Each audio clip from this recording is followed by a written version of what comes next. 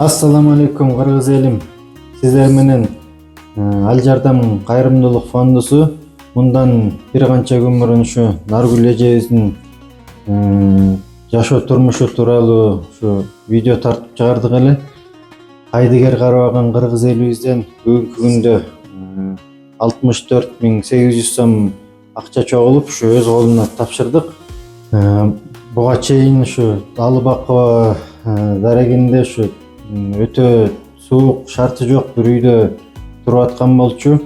Ушу Каракол шаарынын мэриясынын жана вице мэринин ийгилик ишүүсү менен ушул азыркы учурда Каракол шаарындагы Ирода балдар үйүнө көчүрүлүп келинип, ушу шарты бар 4 маал тамагы менен жылуу жакта жашап жатат.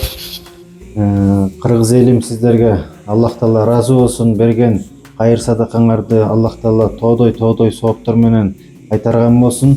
Пайгамбарыбыз айтмакчы, садака бул балелерди кайтарат. Ал садака кичине болсун, чоң болсун, чын жүрөктөн берилген садака ушу балелерди кайтарат, ооруларды сакайтат. Ошондуктан ушу сиздерге Аллах Таалам ыраазы болсун, ишиңиздерге ийгилик берсин. Сол дейсиңерчи секти менен жакшылыктарды менен жасайсың. Азыр жакшы элеби бул жак, шарты жакшы, жылуу.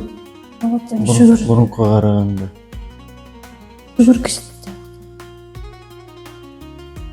Аллахым чексиз шүгүр болсун, чексиз мактоо болсун, ушуну Аллах бизге ушундай жакшылыктарды кылган. Бизге дүйнө жашоо берген, рызык берген жан бизге жашоо берет. Рызык кененге кесир. Ошончо Аллахка ушунча берет.